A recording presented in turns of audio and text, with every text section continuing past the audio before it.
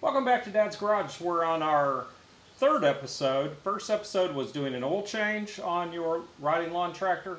Second episode was changing your spark plug. This episode is going to be doing the air filter and the fuel filter. So on this particular riding mower, and many mowers are going to be very similar, so hopefully you can use this information. But this particular one is a Craftsman R1000. And to change the air filter on this, it's quite simple. Once you have this back cover off, which is just, if you saw the former episodes, you'll see how to do that, but it's very simple. It just pops into place and then hinges right here. Once you get that off, all you do is twist these two little wing nut looking things, and then you pull this cover up, and then you see your nasty dirty filter in here, and you simply pull this thing up and off. And that is all you do to get it off. Then you grab your new filter. And as I said in a previous episode, make sure you check these part numbers, because what they sent me for this mower was totally different from what was supposed to be on it. So I had to go back and cross-reference the number. And this is the filter I got for this. But when you get these filters, all you gotta do is type in the correct number, and then you'll get the correct one. I had it, just ordered it yesterday. But on this, all we're gonna do is we're gonna push straight down, makes a nice seal. Then we're gonna put this cover back on, and we're done with that. So now let's do the fuel filter. Right, so on this mower, we've just got a little fuel filter right here in line, right over here by our oil filter. So the first thing you got to think about is you're going to have fuel flowing in from your fuel tank into this. So you're going to have fuel that's going to start spilling out. So I particularly don't care a whole lot for pinching off fuel lines, but I think that's really the only way we're going to be able to do this in this circumstance. So I'm going to get something to pinch this off right here. And then we're going to remove that filter, because we don't want a whole lot of gas flowing all over the place. Alright, so I'm going to use these vice grips, because they do have a flat jaw on them. That should make it to where I can pinch this off. Back here. A little bit more.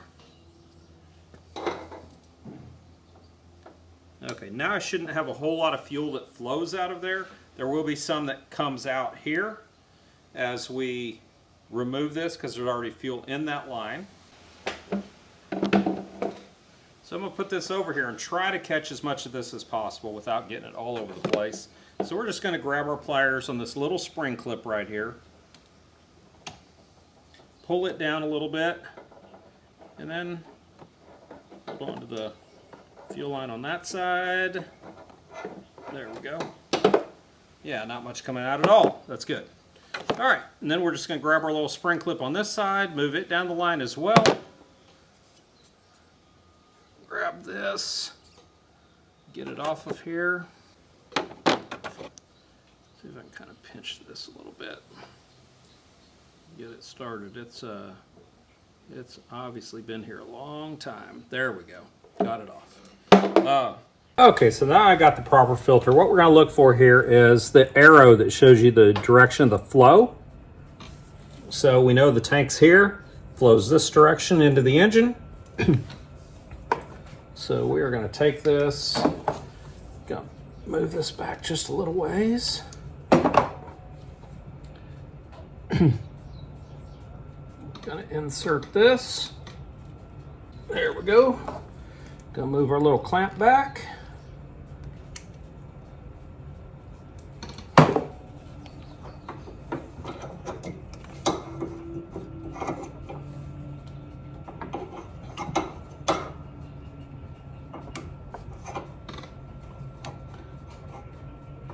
And we're going to repeat the process over here.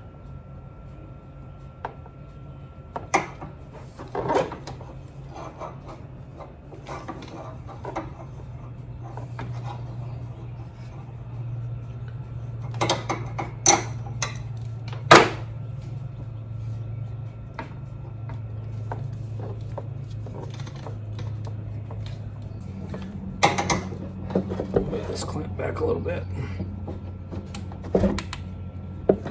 All right, so now that we got that wrapped up, we will be on to replacing this awful beat up blade down here.